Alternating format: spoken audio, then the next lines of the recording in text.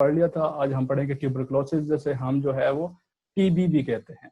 ठीक है, कुछ टाइम में इसने जो है बहुत ज़्यादा लोगों को जो है, जिस तरह हमारे यहाँ कोरोना वायरस ने जो है बाधित दिखा रहा है, तो इस तरह ट्यूबरकुलोसिस ने काफ़ी अर्सा पहले जो है काफ़ी सारी डेथ की थी, लेकिन बाद में इसकी वैक्सीन वगैरह निकल गई, तो अब लोग जो है काफ़ी ज़्यादा इससे महफूज रहते हैं। आपको एक मज़े की बात बता दूं कि तकरीबन 18वीं सदी में जो एक कैंसर की डिजीज निकली थी, जो कि चूहों से निकली थी। ठीक है, जो चूहे नहीं होते उससे एक डिजीज निकली थी और लोगों को उस चीज़ का पता नहीं होता था, और वहाँ के जो मजहबी लोग थे, जो क्रिश्चियन थे, तो वो उसको खुदा की तरफ से लाना समझते थे, और जिसको हो जाती थी उसको वो गांव के चौक में खड़ा करके पादरियों से जला देते थे। ठीक है, यानी कि लैक ऑफ साइंस थी, तो लोग उसे क्या करते थे कि चौक में खड़ा करके पादरियों के हाथों से जला दिए जाते थे। तो कहने का मकसद ये है कि हर नई डिजीज जो है शुरू में बहुत ज़्यादा पावरफुल इम्पैक्ट रखती है, फिर उसमें उसकी 2-3 वेव्स आती हैं बड़ी बड़ी, यानी कि उसमें बहुत ज़्यादा पेशेंट्स वगैरह बनते हैं, फिर उसके बाद जो है वो थोड़ा कम हो जाती है, क्योंकि उसमें वैक्सीन वगैरह निकल आती हैं। तो ट्यूबरकुलोसिस भी शुरू में बहुत ज़्यादा है, उसने हैवी इफेक्ट रखा, लेकिन जो कि अब इसकी वैक्सीन बन गई है, आप छोटे बच्चों को इसकी वैक्सीन लगा देते हैं, तो फिर आगे जाके आप में ट्यूबरकुलोसिस की डिजीज जो है वो डेवलप नहीं होती। तो अब हम पढ़ते हैं कि ट्यूबरकुलोसिस बेसिकली होता क्या है। क्रोनिक इन्फेक्शन ऑफ लंग्स, के लंग्स के अंदर जो है ट्यूबरकुलोसिस इन्फेक्शन ऑफ लंग्स है। अगर आपने इम्यूनिटी पढ़ी है तो आपको ये भी पता होगा कि आपकी स्किन जो है वो फर्स्ट लाइन ऑफ डिफेंस है।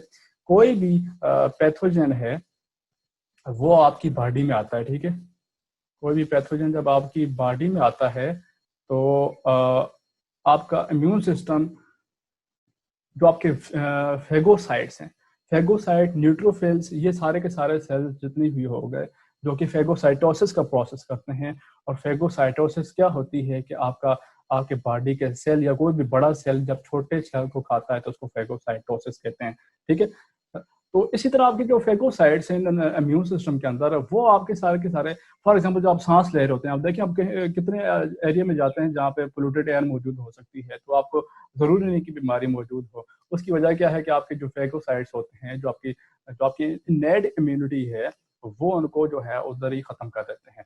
तो इसी तरह जो ट्यूबरकुलोसिस है, इसमें जो बैक्टीरिया है माइकोबैक्टीरियम ट्यूबरकुलोसिस, ठीक है, ये इसका काजिंग एजेंट है, माइकोबैक्टीरियम ट्यूबरकुलोसिस, जो कि ग्राम पॉजिटिव बैक्टीरिया है। ठीक है, तो ये जब आपके गैसेस में, जब एयर में आप इनहेल करते हैं, तो जब आपके एल्वियोलाई के अंदर जाता है, तो वहां पे क्या है कि जाहिर सी बात है हर जगह आपका इम्यून सिस्टम मौजूद तो है। तो जब ये आपके एल्वियोलाई के अंदर जाके एल्वियोलाई के टिश्यूज में या उसकी जो वाल्स हैं वहां पे जब ये अंदर जाता है, तो फेगोसाइड इसको जो है क्या कर लेते हैं, उसको पकड़ लेते हैं, और उस बॉडी को क्या कहते हैं, जब फेगोसाइड के अंदर ये क्या करते हैं, इस तरह से अब बैक्टीरिया अंदर चला गया ये वाला। ठीक है, अब ये बैक्टीरिया है, तो ये जो बॉडी बन गई इसको कहते हैं फेगोसोम कहते हैं। ठीक है, फेगोसोम यानी कि फेगोसाइड्स वगैरह जितने भी आ गए। अच्छा, तो अब क्या है कि अब ये फेगोसाइड के अंदर चले गए। फेगोसाइड क्या करता है कि उसका जो लाइसोजाइम होते हैं, उसके अंदर लाइसोजाइम एंजाइम वगैरह जो आते हैं वो उसको खाते हैं, लेकिन इन केस ऑफ माइकोबैक्टीरियम ये इनडाइजेस्टेबल होता है, इसको वो नहीं खा सकते। ठीक है, यही टेक्निक जो है आजकल हमारे यहाँ जो वायरसेस हैं वो हमेशा यही टेक्निक अपनाते हैं कि जो उनकी इम्यूनिटी होती है, आपकी बॉडी की इम्यूनिटी, वहीं पे जाके सीधा अटैक करते हैं। तो यहाँ पे क्या है कि फेगोसाइट्स के अंदर जाएंगे। ठीक है, फेगोसाइट्स के अंदर जाएंगे और इनडाइजेस्टेबल होंगे, यानी कि इनको खाना जो है वो मुश्किल हो जाए, यानी कि डाइजेस्ट नहीं होते। तो वहां पे जो है ये अपनी तादाद बढ़ाते हैं और फिर क्या करते हैं कि आपके बॉडी टिश्यूज को नुकसान देते हैं। ठीक है, अच्छा, इनडाइजेस्टेबल है। काजेज क्या क्या है? काजेज तो पहली काज तो इसकी यही है कि ये माइकोबैक्टीरियम ट्यूबरकुलोसिस बैक्टीरिया की वजह से होता है, जो कि एक ग्राम पॉजिटिव बैक्टीरिया है और बेसिलस जीनस से ताल्लुक रखता है। ठीक है, बेसिलाई से भी ताल्लुक रखते हैं। ठीक है, कुछ जो है और भी जीनस से ताल्लुक रख सकते हैं, लेकिन मेजोरिटी जो है वो बेसिलाई, जो रॉड शेप होते हैं। ठीक है, जो रॉड शेप बैक्टीरिया होते हैं, फर्स्ट ईयर के अंदर आपने पढ़े होंगे, तो उस जीनस से ताल्लुक रखते हैं माइकोबैक्टीरियम ट्यूबरकुलोसिस। और ये क्या काज करते हैं, ट्यूबरक्लोसिस डिजीज जो है वो यानी कि टीबी डिजीज काज करते हैं। पर्सन टू पर्सन लग सकती है, यानी कि जिस बंदे को खांसी है और उस बंदे को खांसी आती भी है तो खांसी के जो कतरे बाहर निकलते हैं, मैंने आपको कल बताया था कि खांसी आपको क्यों आती है कि आपकी जो रेस्पिरेटरी ट्रैक्ट है इसके अंदर कोई भी ऐसी चीज चली गई जो आपकी बॉडी के लिए नेसेसरी नहीं है, तो आपकी बॉडी जो है वो फोर्स लगा के उसको बाहर निकालने वाली करेगी। जब उसको फोर्स लगा के बाहर निकालने वाली करेगी तो आपको खांसी आएगी या छींक आएगी। ठीक है, उसका मकसद क्या होता है कि आपके जो ऑब्स्ट्रक्शन आ गई है किसी भी पासेज वे के अंदर उसको खोल दिया जाए। तो ज़ाहिर सी बात है ये अलविलाय के अंदर चले गए हैं तो वहाँ आप क्या आपको जो है खांसी शुरू होगी, खांसी के जो ड्रॉपलेट्स बाहर निकलेंगे उनके अंदर ये बैक्टीरिया जो है वो मौजूद होंगे। और फर्ज करें कि जिस बंदे को खांसी है वो अगर आपके करीब है तो उसको ये बीमारी जो है लग सकती है। तो बेहतर ये है कि जिस बंदे को टीबी हो वो आइसोलेशन में रहे, ठीक है, अपने आप को जो है दूसरों से अलहदा करके रखे ताकि क्या हो कि वो कम से कम लोगों को इन्फेक्ट कर सके। ठीक है, तो जो बेसिक कॉज है इसकी वो है माइकोबैक्टीरियम ट्यूबरकुलोसिस, एक बैक्टीरिया है, ठीक है, जो कि आपके एल्वेलाई के अंदर जाता है और वहाँ पे फेगोसाइड्स जो आते हैं, जब फेगोसाइड इसको खाते हैं अंदर तो लेके जाते हैं लेकिन इसको डाइजेस्ट नहीं कर सकते, इसको जो है तोड़ फोड़ नहीं सकते। बदले में वो क्या करता है कि इस जगह को के ऊपर अटैक कर लेता है और बाकी जो है सेल्स को डैमेज करना शुरू कर देता है। ठीक है, अच्छा एक और बात बता दूं कि जितने भी वायरसेस बैक्टीरिया जो है आपकी बॉडी में आते हैं, देखिए अक्ल शहूर तो उनके पास नहीं है लेकिन वो जो है अपने लाइफ साइकिल जो है वो पूरा करने आते हैं। ठीक है, जो उनका लाइफ साइकिल चल रहा होता है, आगे जब आप पैरासाइटोलॉजी पढ़ेंगे तो उसमें क्या होगा कि आप पढ़ेंगे इनकी अपनी जिंदगी का एक साइकिल होता है, वो साइकिल पूरा करना जो है उसमें आपकी बॉडी भी जो है वो शामिल होती है। ठीक है, तो जस्ट वो अपना साइकिल पूरा करने आते हैं, उनकी जो जरूरियात होती हैं वो आपकी बॉडी से लेते हैं, बदले में आपको इन्फेक्शन हो जाता है। जिस तरह आप जो है मुर्गी खा लेते हैं तो आप मुर्गी तो आपके लिए खाना है लेकिन आप आगे जो है एक मुर्गी जो ज़ब्ह करके खा रहे हैं तो मुर्गी के लिए तो आप जो है वो कातिल हुए। तो इसी तरह जो है ये जो बैक्टीरिया वगैरह होते हैं ये अपनी खुराक पूरी करने के लिए आपके पास आते हैं और बदले में आपको इन्फेक्शन वगैरह हो जाते हैं। ठीक है, तो ये छींक या जो है खांसी वगैरह से फैल सकती है, तो बेहतरीन तरीका है कि आइसोलेशन में रहा जाए। रिस्क फैक्टर लेते हैं जी कि कौन कौन सी वजूहात हैं कि एक बंदे को अगर हो गया या एक बंदे को दूसरे से होने कहाँ कहाँ से हो सकता है, कौन कौन सी ऐसी चीज़ें हैं जो उसको टीबी जो है लाहक कर सकती हैं। पहली बात है HIV। ठीक है, HIV इन्फेक्शन यानी कि किसी को एड्स हो गया हो तो एड्स में सबसे पहले क्या होता है कि आपकी इम्यूनिटी जो है वो शट डाउन कर दी जाती है। ठीक है, वो चीज़ यानी कि जो आपको बीमारियों से बचाती है वही सिस्टम जो है वो बंद कर दिया जाता है। अब कोई भी आपको जुकाम भी हो जाता है तो वो आपके लिए कैंसर है। ठीक है, तो HIV भी बिल्कुल ऐसे ही है, अगर लोगों को एड्स हो जाती है तो वो मौत के करीब हो जाते हैं। उसकी वजह क्या है कि उनका इम्यून सिस्टम बिल्कुल बंद हो जाता है, यानी कि आपके कंट्री की आर्मी जो है उसको खत्म कर दिया जाए। ठीक है, तो जब खत्म कर दिया जाएगा तो कोई भी बाहर से आके आपके ऊपर अटैक कर सकता है। दूसरा ये है कि लो सोशियो इकोनॉमिक स्टेटस के उस बंदे का जो है माशरे में स्टेटस बहुत ही लो हो, यानी कि गरीब गुरबा जो लोग होते हैं उनको जो है टीबी का कास हो सकता है क्योंकि वो जो है हर जगह मुंह मारते फिरते हैं। तो वो क्या होगा कि उनको जो है फॉर एग्जांपल अब हम बात करते हैं, कुछ लोग जो है वो KFC के जाके खाने खाएंगे और कुछ जो है रेडी के ऊपर से है वो माल वगैरह को उठा खा लेते हैं। तो जाहिर सी बात है जो रेडी से उठा के खाते हैं उनको ज्यादा नुकसान होने के चांसेस होते हैं, जबकि बाकी हाई स्टैंडर्ड जो मटेरियल होता है वो प्योरीफाइड होता है और वहां से बीमारियों के चांसेस जो है वो बहुत ज्यादा कम होते हैं। ठीक है, अच्छा इसके बाद है अल्कोहलिज्म।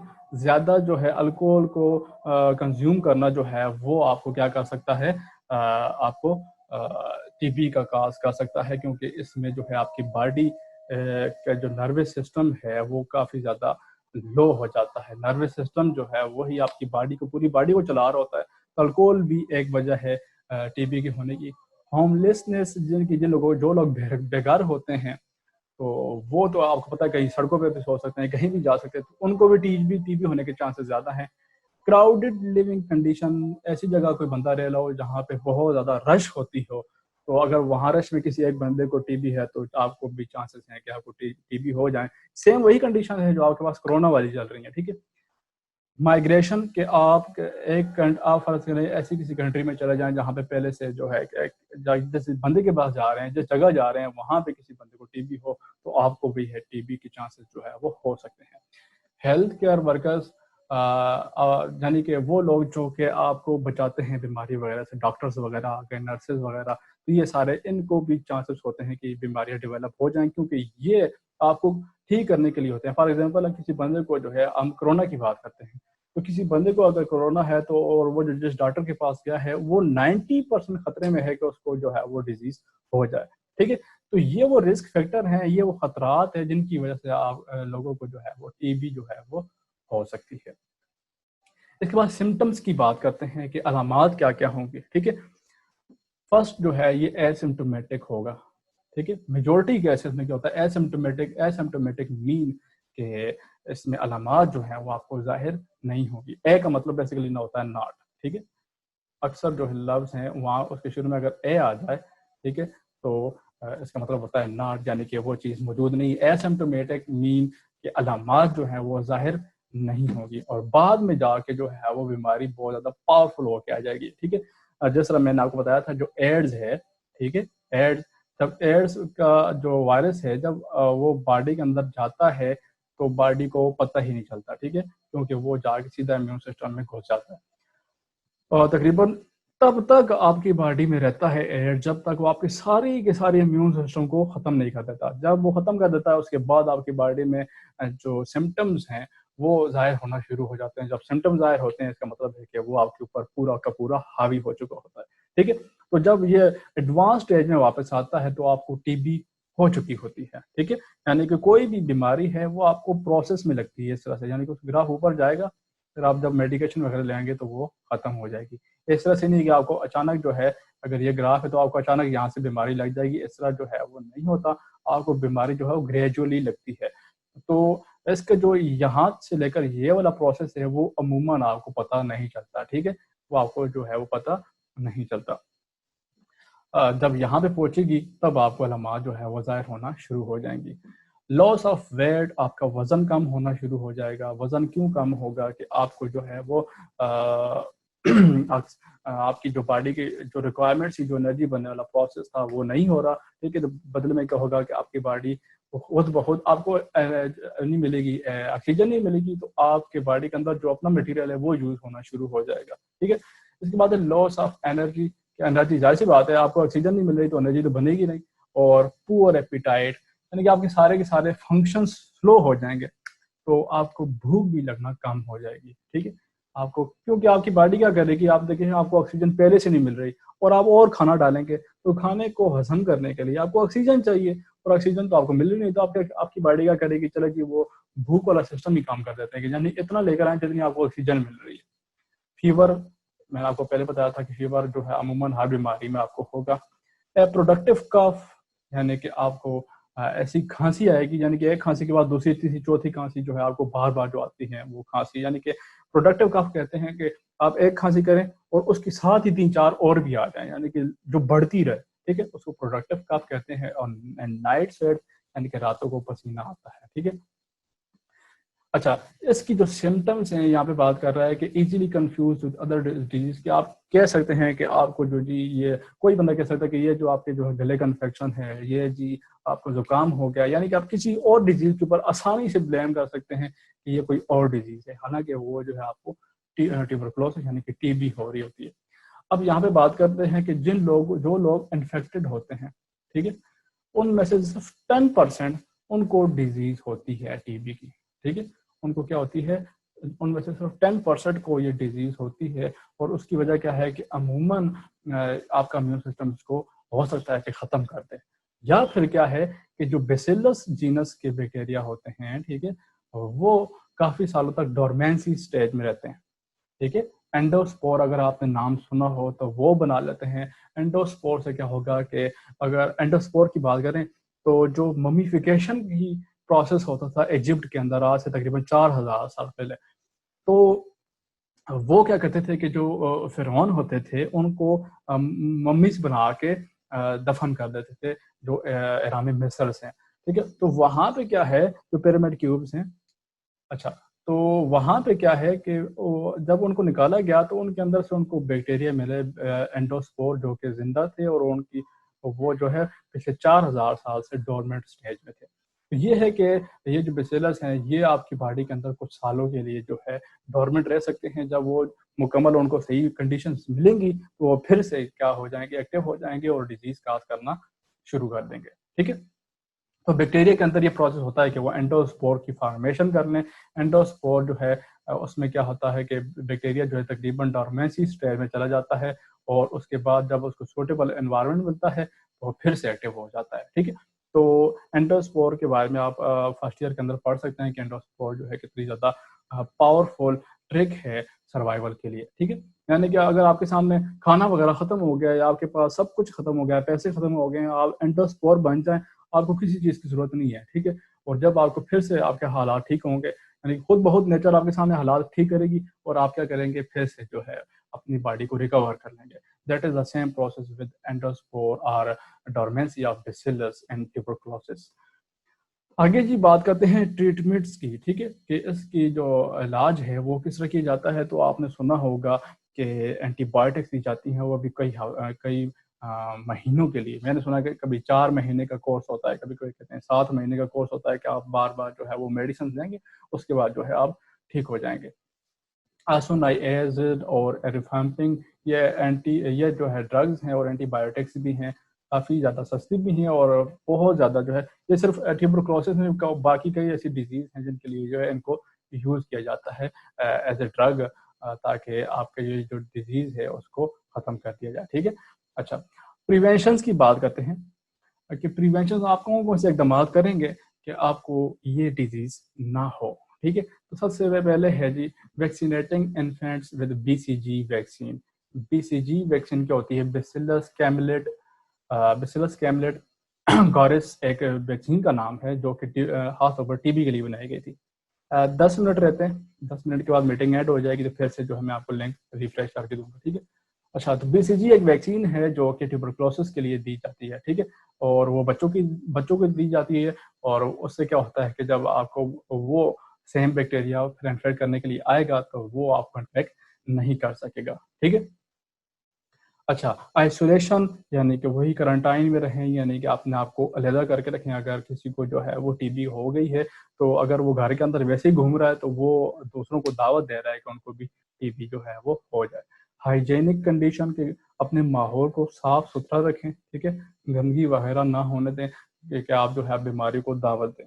अच्छा, इसके बाद है पास्चराइज्ड एंड बॉइल्ड मिल्क, यानी कि अपना दूध वगैरह जो है उसको उबाल कर पिए। पास्चराइज यानी कि पास्चराइजेशन के प्रोसेस से गुजार कर दूध को पिए। ठीक है, तो ये आपके पास डिजीज थी ट्यूबरकुलोसिस, जो कि लो रेस्पिरेटरी पार्ट की डिजीज थी। ठीक है, आगे है जी डिसऑर्डर्स ऑफ लंग्स। ये हमारा लास्ट टॉपिक है, इसके बाद हमारा चैप्टर जो है खत्म हो जाएगा और एमसीक्यूज जो है इस लेक्चर के बाद मैं आपको गूगल क्लासरूम में दे दूंगा। ठीक है, अच्छा, डिसऑर्डर ऑफ लंग्स तो उसमें काफी सारे, लेकिन हम जो है सिर्फ 2 को डिस्कस करेंगे क्योंकि आपके कोर्स के अंदर सिर्फ 2 हैं, एम्फीसीमा और लंग कैंसर। ठीक है, एम्फीसीमा और लंग कैंसर, इसके बारे में तो आपने सुना ही होगा। लंग कैंसर के बारे में हम जो है एम्फीसीमा को डिस्कस करते हैं। ठीक है, आपके सामने जो है मैं अभी एल्यूलाई की नॉर्मल जो है वो डायग्राम बनाने लगा हूँ इस तरह से। ठीक है, एल्यूलाई की जो उसके जो बाल्स बने होते हैं उसमें उसकी जो वाल होती हैं वो काफ़ी ज़्यादा डेवलप्ड होती हैं। ठीक है,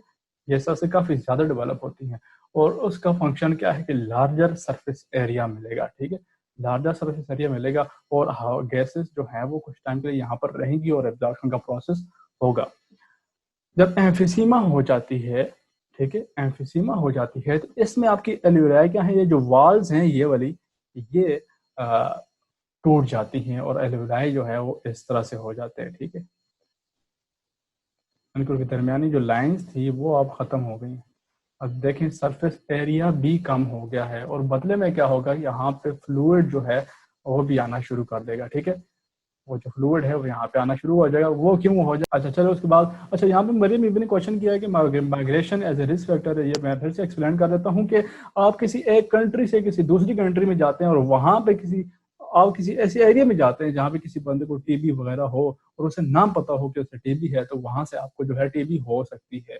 यानी कि आप किसी ऐसी जगह जाते हैं, फॉर एग्जांपल माइग्रेशन घर से दूसरा घर भी हो सकता है, शहर से दूसरा शहर भी हो सकता है, और एक कंट्री से दूसरा कंट्री भी हो सकता है। लेकिन ये है कि वहां पे अगर किसी को टीबी है, जिस तरह आप देखें सिंपल सेम कंडीशन जो है प्रिवेंशन यही कोरोना वायरस वाली जो आपके सामने चल रही है, यानी कि अपने आप को जितना आइसोलेट रखेंगे आपको जो है वो कोरोना वायरस नहीं होगा। सेम इसी तरह जो ट्यूबरकुलोसिस है, क्योंकि दोनों जो है वो रेस्पिरेटरी डिसऑर्डर्स हैं, तो आपको सांस लेने के प्रोसेस जो है वो हो सकती हैं। तो फॉर एग्जांपल आप किसी को अभी जो है वो टीबी हुई हो, ठीक है। और दूसरी बात यहाँ पे बता दूं कि अभी हमने पढ़ा है कि टीबी का जो केस है वो देखें डोरमेंसी फॉर फ्यू ईयर्स, यानी कि कुछ सालों के लिए डोरमेंट भी रह सकता है। फर्ज करें अब किसी बंदे के अंदर वो डोरमेंट स्टेज में मौजूद भी है, लेकिन ना उसे पता है ना आपको पता है, वो जब खांसता है तो हो सकता है उसके कुछ एंडोस्पोर आपकी बॉडी में जो है वो ट्रांसफर हो जाए, ठीक है जी। वो मैं लेक्चर के आखिर में आपका जो ये असाइनमेंट जो मैंने दी थी उसको एक्सप्लेन करूंगा, वो मैं, और उसके साथ मैंने एक दूसरी डिस्कशन भी करनी है, उसके लिए भी जो है हम उसको डिस्कस करेंगे, वो लेक्चर के एंड में करेंगे, ठीक है। अच्छा, तो ये है कि माइग्रेशन जो है एक जगह से दूसरी जगह जाएंगे, और हो सकता है अगला जो है वो डॉर्मेंट स्टेज में हो और वो खांसी करे, आपने वो किसी चीज के ऊपर खांसी करे, आप उसको खा लें और उसके एंडोस्पोर आपकी बॉडी के अंदर चले जाएं और उसको जो है सुटेबल एनवायरनमेंट मिल गया, तो आप भी उस बीमारी का शिकार हो सकते हैं, ठीक है। चाहे वो ना हो लेकिन आप जो है वो हो सकते हैं। ये देखिए, आप एम्फीसीमा की बात करते हैं तो उसका जो मैन बिहाइंड कॉन्सेप्ट जो होता है उसमें क्या है कि ये आपके नॉर्मल जो है वो एल्वियोलाई हैं, ठीक है। ये क्या है, ये नॉर्मल एल्वियोलाई का स्ट्रक्चर है, और इसमें वॉल्स जो हैं, इसकी दीवारें जो हैं वो कम्प्लीटली बनी होती हैं इस तरह से, ठीक है। इस तरह से दीवारें कंप्लीट बनी होती हैं, और तो इसका फ़ायदा क्या होता है कि जो सरफेस एरिया है, यानी कि आपको जो पहला टॉपिक याद हो कि हमने पढ़ा था, उसमें क्या था कि आपकी रेस्पिरेटरी सरफेस जो है उसका सरफेस एरिया ज़्यादा होना चाहिए, तो यहाँ पे सरफेस एरिया ज़्यादा है, ठीक है। तो इससे क्या है कि सरफेस एरिया ज़्यादा है। अब जो आपको एम्फीसीमा की डिजीज़ होगी उसमें क्या होगा कि आपकी ये जो वाल्स हैं वो डैमेज हो जाएंगी, ठीक है, डैमेज हो जाएंगी, और यहाँ पे आप देख सकते हैं कि इस तरह से जो है आप एल्वियोलाई का स्ट्रक्चर चेंज हो गया है, ठीक है। और यहाँ पे क्या है कि फ्लूइड वगैरह की सिक्रीशन होना शुरू हो जाएगी और ये जो है वो भर जाएगा, ठीक है। और इस फ्लूइड के अंदर ही बैक्टीरिया वगैरह जो है, जो भी चीज़ें हैं वो मौजूद होंगी, ठीक है। अच्छा, तो बेसिकली एम्फीसीमा के अंदर ये प्रोसेस हो रहा है, और आपके जो ट्रेकिया और ब्रोंक्यूल्स जो हैं वो नैरो हो जाएंगी, ठीक है। वो क्या हो जाएंगी, नैरो हो जाएंगी, इस तरह से नैरो हो जाएंगी। तो अब हम बढ़ते हैं कि बेसिकली एम्फीसीमा के अंदर आपको किताब के अंदर कौन कौन सी चीज़ें देखने को मिलेंगी, ठीक है। तो shortness of breath with exertion, इसको कहते हैं कि आप पावर लगा के सांस को बाहर निकालने वाली करेंगे, ठीक है, क्योंकि अब आपके एल्वियोलाई वो से नॉर्मल फंक्शन परफॉर्म ही नहीं कर सकते जिसका इधर करते थे, ठीक है, क्योंकि अब इनकी जो स्ट्रक्चर है वो टोटली चेंज हो गया है, ठीक है। तो जो सांस निकालने वाला प्रोसेस है वो काफी ज्यादा पावर लगा के करेंगे, ठीक है।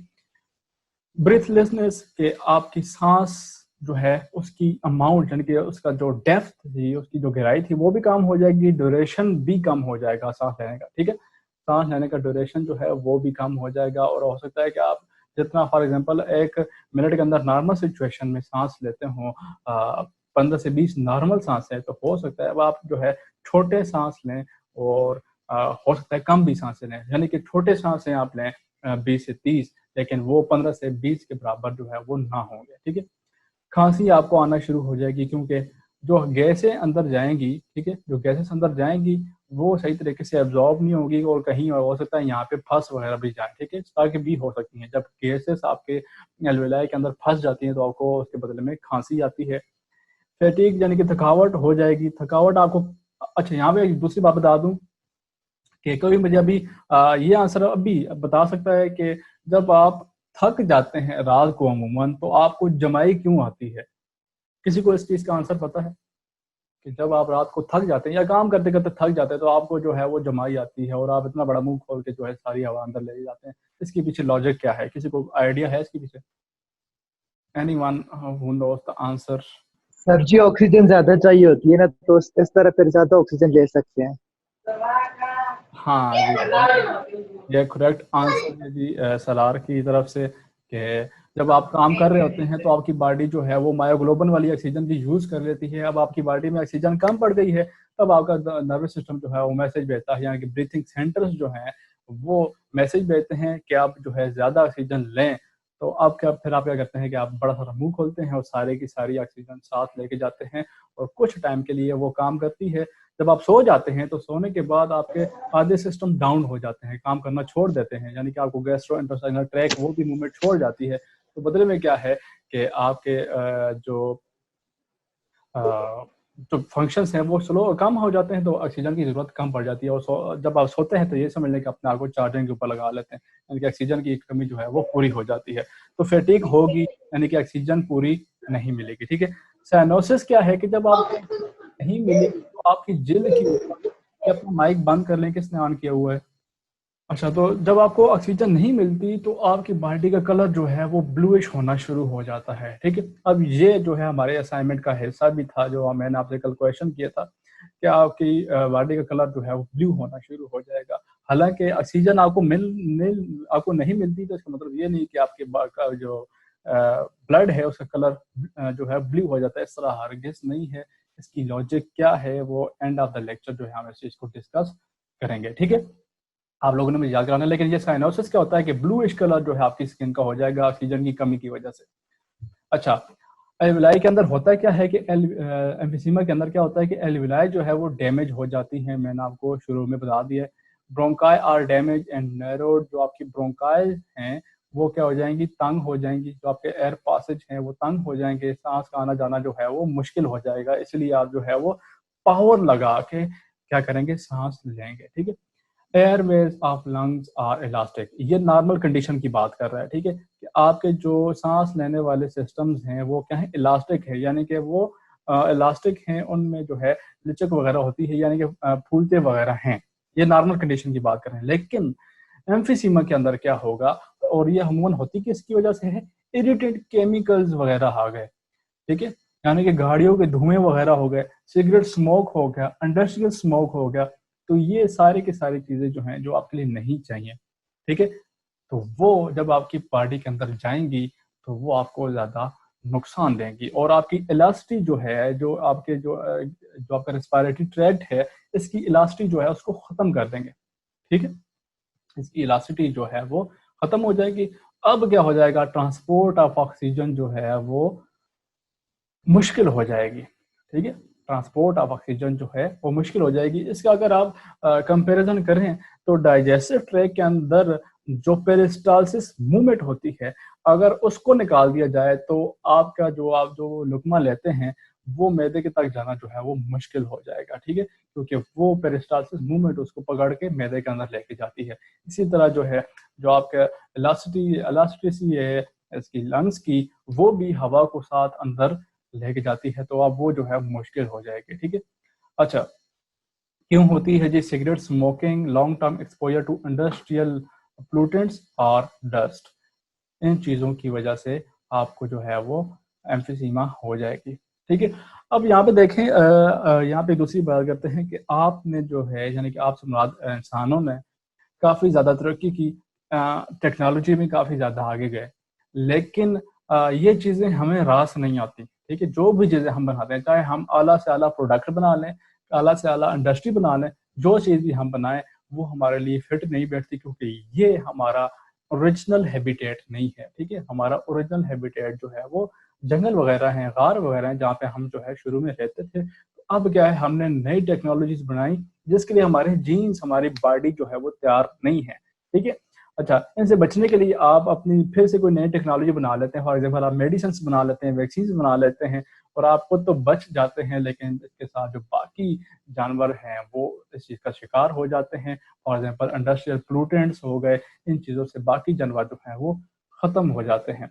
तो ये एक बैड इफेक्ट है साइंस के अंदर तरक्की करने का, या आप कह सकते हैं कि साइंस को गलत तरीके से इस्तेमाल करने को जो है उसकी वजह से आप जो है अपने साथ साथ दूसरे जानवरों को भी खुआर कर रहे होते हैं। ठीक है। तो सिगरेट और long term exposure to industrial pollutants, अब देखें, इंडस्ट्रियल पोल्यूटेंट को यूज करने का भी तरीका होता है, लेकिन हमारे यहाँ लोग नहीं करते क्योंकि उनको नहीं पता होता कि वो इनडायरेक्टली जाके उन्हीं को नुकसान दे रहा होता है। ठीक है। अच्छा, लंग कैंसर की बात करते हैं, the last topic of our chapter. वो क्या है कि मोस्ट कॉमन कैंसर इसलिए है कि हम क्या करते हैं कि मूवीज वगैरह में देखते हैं कि हीरो वगैरह जो है वो सिगरेट पी रहे हैं, तो हम भी फिर पहले घर वालों से छुप कर फिर जो है साथ साथ एक्सपोजर हो जाता है तो सिगरेट वगैरह शुरू कर देते हैं। और बदले में क्या है कि देखें, कुदरत ने आपके फेफड़े जो हैं वो साफ और ताज़ा हवा लेने के लिए बनाए हैं, ठीक है। और आप क्या करते हैं कि जब सिगरेट जो स्मोकिंग की जाती है तो उसमें धुआं वगैरह जो है आपके फेफड़ों में अंदर जाता है। यानी कि अगर आपके लिए वो धुआं ठीक होता तो आप उसके बिना जिंदा भी नहीं रह सकते, ठीक है। यानी कि जो चीज आपको चाहिए आप उसके बिना मुश्किल होंगे, ठीक है। फॉर एग्जाम्पल खाना हो गया, सांस लेना हो गया, ठीक है, या फिर ऐसी कई और सी चीजें हैं जिनके बिना आप जो है वो जिंदा जो है वो नहीं रह सकते। लेकिन सिगरेट या ऐसी चीजें जो है वो जिनके बिना आप जिंदा रह सकते हैं, लेकिन जस्ट आप अपने आप को खुश करने के लिए जो है क्या किया जाता है, सिगरेट नोशी की जाती है। और ये पूरी दुनिया के अंदर कैंसर काजिंग जो है वो एजेंट है एक सिगरेट जो है, ठीक है। अमूमन लोग इसको नहीं मानते, कहते हैं कि हमारा चाचा जो है वो पिछले 20 सालों से सिगरेट पी रहे हैं, उन्हें तो कुछ नहीं हुआ तो मुझे क्या होगा। लेकिन ये इसके पीछे मैं एक लॉजिक बता दूं कि अगर कोई बंदा 20 सालों से सिगरेट नहीं पी रहा, और इसका मतलब ये नहीं है कि वो सिगरेट पी रहा है और आपको जो है वो कुछ, आपको भी कुछ नहीं होगा। लेकिन ये बात बिल्कुल गलत है, क्योंकि उसके जीन्स आपसे मुख्तलिफ हैं। हो सकता है उसका इम्यून सिस्टम आपसे ज़्यादा पावरफुल हो सकता है उसका हीलिंग सिस्टम आपसे ज़्यादा पावरफुल हो, लेकिन हो सकता है कि आपका सिस्टम जो है वो लो हो, और आपको हो भी सकता है कि 1-2 साल बाद लंग कैंसर हो जाए, ठीक है। तो ये एक्सक्यूजेस बिल्कुल भी नहीं है कि फलां जो बंदा जो है 20 साल से सिगरेट पी रहा है तो उससे कुछ नहीं हो तो मुझे कुछ नहीं होगा। आप जितना जल्दी जो है सिगरेट स्मोकिंग जो है वो स्टार्ट करेंगे, उतनी जल्दी आपको कैंसर होने के चांसेस जल्दी हो जाएंगे, ठीक है।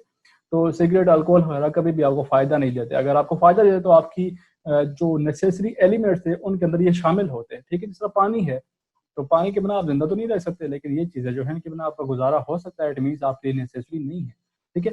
तो जितनी जल्दी लोग जो है वो सिगरेट स्मोकिंग जो है वो करेंगे, उतनी जल्दी वो दावा देंगे फेफड़ों के कैंसर को, ठीक है।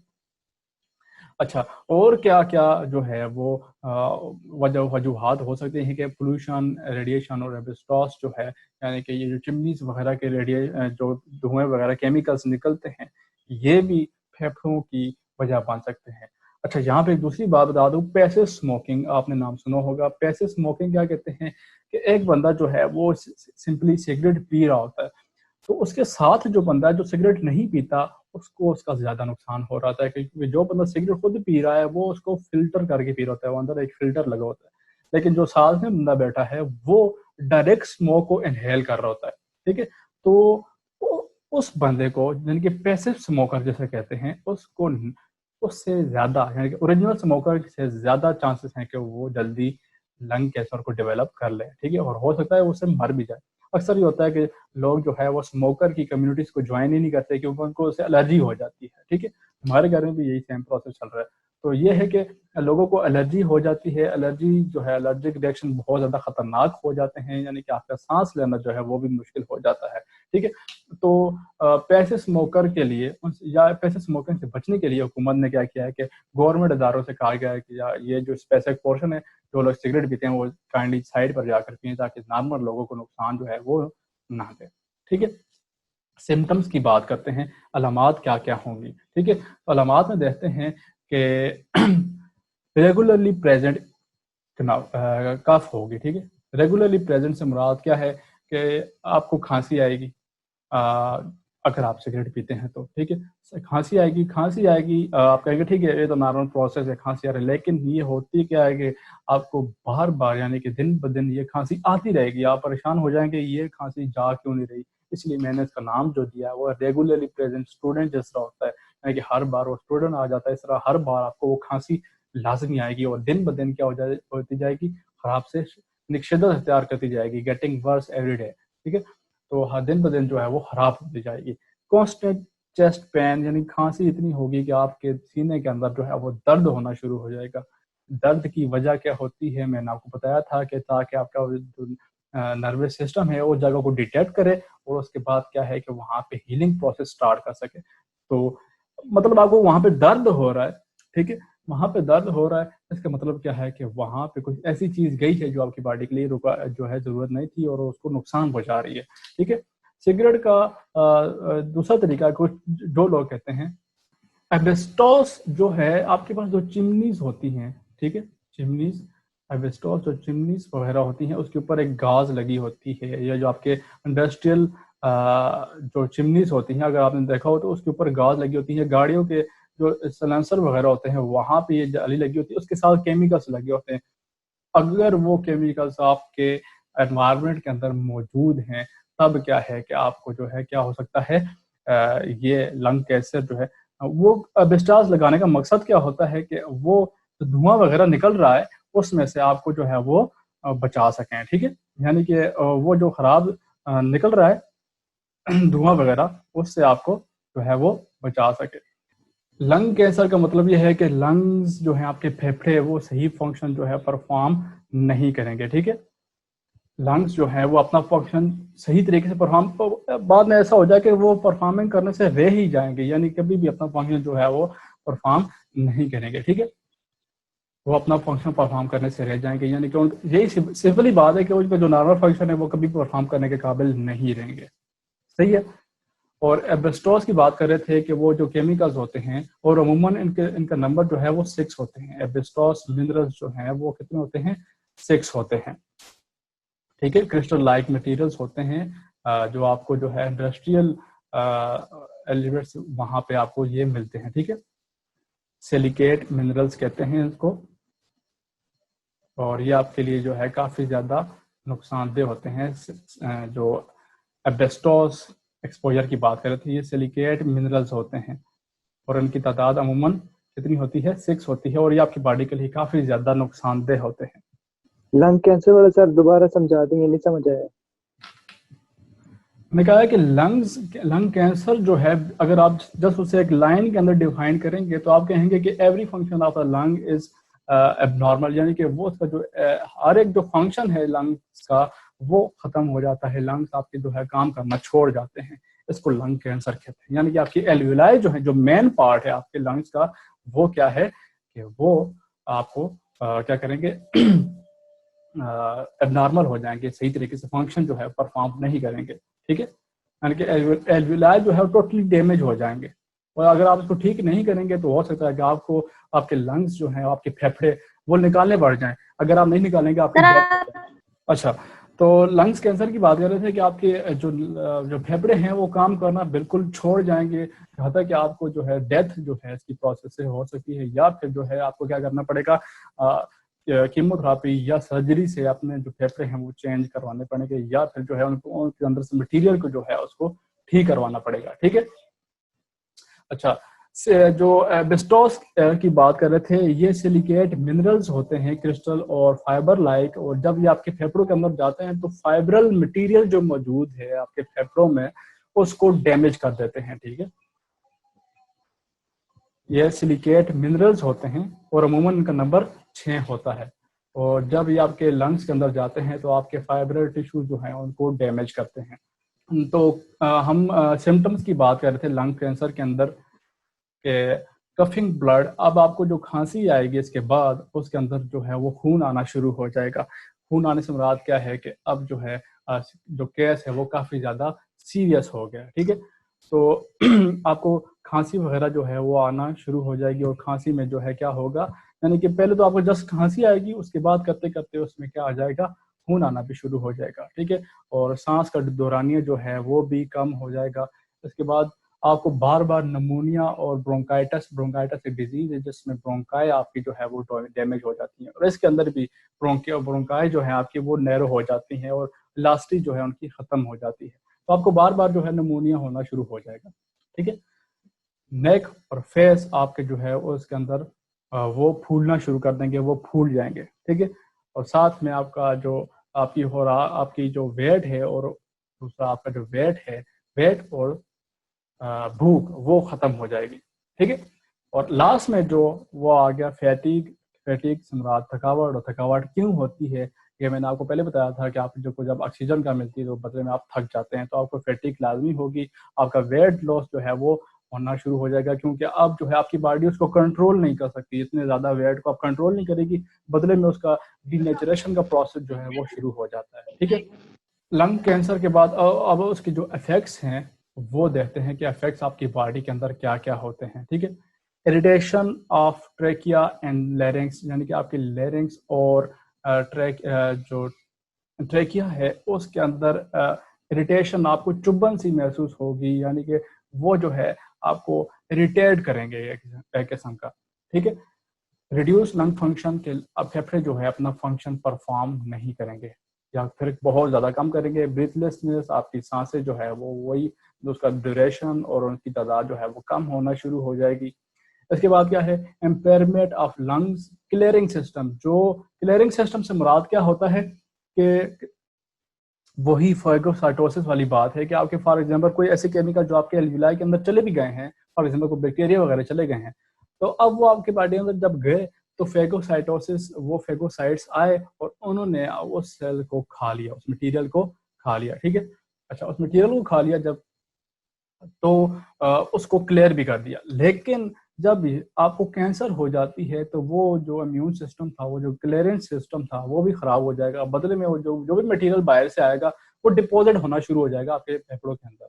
जब डिपॉजिट होना शुरू हो जाएगा तो वो मटेरियल जो आपको चाहिए नहीं, वो आपकी बॉडी के अंदर जो है वो स्टोर हो रहा है। और ऐसे केमिकल जब स्टोर होते हैं तो वो आखिर में एक चीज बना देते हैं जिसे आप पॉइजन कहते हैं। ठीक है, पॉइजन मीन जो आपकी बॉडी के लिए फायदेमंद ना हो। जिस तरह आपके अपेंडिक्स के अंदर आपका जो आप खाना खा रहे होते हैं उसी में से जो मटेरियल बच जाता है जिसको आपकी बॉडी में से निकलना चाहिए, वो आपके अपेंडिक्स के अंदर स्टोर होना शुरू हो जाता है। यानी कि इतना सा मटेरियल होता है, लेकिन वो केमिकल स्टोर होते हैं, वैसे तो होते केमिकल्स हैं लेकिन आपकी बॉडी के लिए नुकसानदेह हैं। अगर किसी के फट जाए तो वो बंदा मर भी सकता है। ठीक है, अक्सर लोग जो है तकरीबन इब्न सीना के दौर में काफी ज्यादा लोग जो है वो इससे मर जाते थे अपेंडिक्स से। ठीक है, तो फेफड़ों के अंदर केमिकल्स जो हैं वो स्टोर होना शुरू हो जाएंगे इस पॉइजन के अंदर। ठीक है, अच्छा, इसके बाद है जी permanent change in air sacs. ये सबसे बड़ी बात है कैंसर, लंग कैंसर के अंदर, कि परमानेंट चेंज आ जाएगी, यानी कि फिर से रिकवरी का प्रोसेस जो है वो नहीं होता। कैंसर के अंदर ये सबसे मेन पॉइंट होता है, परमानेंट चेंजेस जो आती हैं। परमानेंट चेंजेस मतलब अब वो चीज फिर से ठीक नहीं हो सकती। कैंसर फॉर एग्जाम्पल ट्यूमर वगैरह की बात करते हैं, कहीं पे ट्यूमर्स हो जाते हैं तो उसकी वजह क्या होती है कि हर सेल के अंदर डिवीजन जो है वो लिखी जाती है कि आपने इतने टाइम बाद डिवाइड हो जाना है। ठीक है, इतने टाइम बाद डिवाइड हो जाना है, लेकिन जब कैंसर हो जाती है, ट्यूमर हो जाती है, तो उनकी डिवीजन के जो जीन्स है वो उसको डिसेबल कर दिया जाता है और बार बार वो खुद ब खुद जो है वो रिप्लिकेट करते रहते हैं। तो इसी तरह परमानेंट चेंजेस जो है वो हो जाती हैं एयर सेक्स के अंदर, और आपको बाकी जितने भी इन्फेक्शन होंगे वो सारे के सारे होना शुरू हो जाएंगे। ठीक है, अगर आपको आपके चांसेस 10% थे किसी भी रिस्पायरेटरी ट्रैक इन्फेक्शन को होने के, अब वो कितने हो जाएंगे, तकरीबन 80% हो जाएंगे। यानी कि आपका जो बॉडी सिस्टम है वो आपके फेफड़ों को रिकवर करने की सोच में लगा रहेगा और उसके ऊपर जो है बाकी जो डिजीज आएंगी उसकी उसको फिक्र नहीं होगी, इसलिए जो है चांसेस जो है वो बढ़ जाएंगे। लास्ट में ट्रीटमेंट की बात करते हैं। तो ट्रीटमेंट जो है वो कीमोथेरेपी के जरिए हो सकती है, यानी कि केमिकल्स के थ्रू जो है वो हो सकती है, रेडिएशंस पास करके हो सकती है। लेकिन इनिशियल स्टेज की बात कर रहे हैं, यानी कि जो फेफड़ों का कैंसर है वो डिपेंड कर रहा है कि आपके पास कौन सी स्टेज है। अगर वो लास्ट स्टेज है तो आप इसका इलाज फिर नहीं कर सकते। ठीक है, या फिर सर्जरी है कि कोई जो पोर्शन डैमेज हो चुका है आप उसको चेंज कर दें या फिर सर्जिकल इंस्ट्रूमेंट की मदद से उसको ठीक कर दें। ठीक है, तो इसके साथ आपका ये चैप्टर जो है वो ख़त्म हो गया। अब आते हैं ये अपने असाइनमेंट की तरफ। तो पहली मेरी आप लोगों से गुजारिश है कि जब असाइनमेंट को जमा करवाएं तो या तो कमेंट उसका रिप्लाई कर दें, प्राइवेट रिप्लाई जो होता है वो कर दें, या फिर आप उस जो पेपर के ऊपर आपने लिखा है वो आप उसकी तस्वीर लेके रिप्लाई में कर दें। तकरीबन बहुत ज़्यादा लोगों ने जो है वो खाली मैसेज मुझे भेज दिए, मेरी पूरी की पूरी जीमेल भर गई है। तकरीबन मैंने अभी 200 मैसेजेस जो हैं वो डिलीट किए हैं। बाकी सेकेंड ईयर की भी ऐसे ही किया, 9-10 उन्होंने भी ऐसे ही किया, कुछ भी फोटो वगैरह नहीं लिया, वैसे ही जो है रिप्लाई मुझे कर दिया, ना आंसर था उसमें ना और कुछ। तो काइंडली इस चीज़ से इसकी चीज़ को थोड़ा समझें, और आसान है। ऊपर जब आप देखेंगे आपको अटैचमेंट का बटन नजर आएगा, वहाँ से आप अपनी फोटो वगैरह जो है वो डाल सकते हैं, ठीक है। अब हम बात करते हैं कि मैंने क्वेश्चन ये किया था कि जब, अच्छा चलना ठीक है, अच्छा कि उसकी असाइनमेंट की बात कर रहे थे कि जब आपका ब्लड जो है हीमोग्लोबिन वो डीऑक्सीजनेटेड हो, ठीक है, तो वो dark in colour, dark red हो जाता है, ठीक है। और जब ऑक्सीजनेटेड हो तो वो रेड हो जाता है, ठीक है। जब ऑक्सीजनेटेड हो तो उसका कलर कौन सा होगा, रेड। और जब डीऑक्सीजनेटेड होगा तो उसका कलर हो जाएगा डार्क रेड, ठीक है, डार्क रेड, ब्लू नहीं होगा। तो आपकी जो ब्लड वेसल्स हैं, ये ब्लड आपको मिलेगा आर्टरीज के अंदर और ये ब्लड आपको मिलेगा वेन्स के अंदर, ठीक है। आर्टरीज के अंदर आपको रेड ब्लड मिलेगा और वेन्स के अंदर आपको डार्क रेड जो है वो कलर दिखाई देगा। अब हम बात करते हैं कि ये हमें ब्लू क्यों नजर आता है। तो इस चीज को समझने से पहले जो है मैं आपको थोड़ा सा एक कॉन्सेप्ट दूंगा केमिस्ट्री के हिसाब से, कि आपको जितने भी कलर्स नजर आते हैं इस दुनिया के अंदर, जितने भी आपको कलर्स नजर आ रहे हैं वो बेसिकली क्यों नजर आ रहे हैं कि जो सूरज की रोशनी आ रही है या आपके पास जो लाइट सोर्स है टॉर्च वगैरह, उसमें से जो वाइट कलर की रोशनी निकल रही है उसके अंदर डिफरेंट फ्रिक्वेंसीज की, डिफरेंट वेवलेंथ की जो है रेडिएशन जा रही होती है। हर कलर जो है वो उसमें से जा रहा होता है। अब अगली सरफेस कौन सी वेवलेंथ एब्जॉर्ब करती है, तो जो वेवलेंथ एब्जॉर्ब करेगी उसके अलावा बाकी उस स्पेक्ट्रम में से जो आप निकालेंगे, फॉर एग्जाम्पल मैं आपके सामने जो है यहाँ पे स्पेक्ट्रम ड्रा करता हूँ एक, ठीक है। और यहाँ पे मैं एक जो है 400 नैनोमीटर और यहाँ पे जो है वो 700 नैनोमीटर जो है आपके पास एक फ्रिक्वेंसी जो है वो ड्रा कर देता हूँ। फॉर एग्जाम्पल लेट्स सपोज ये कर लेते हैं। तो यहाँ पे डिफरेंट कलर्स आ गए, ठीक है, डिफरेंट वेवलेंथ के और डिफरेंट फ्रिक्वेंसीज वाले।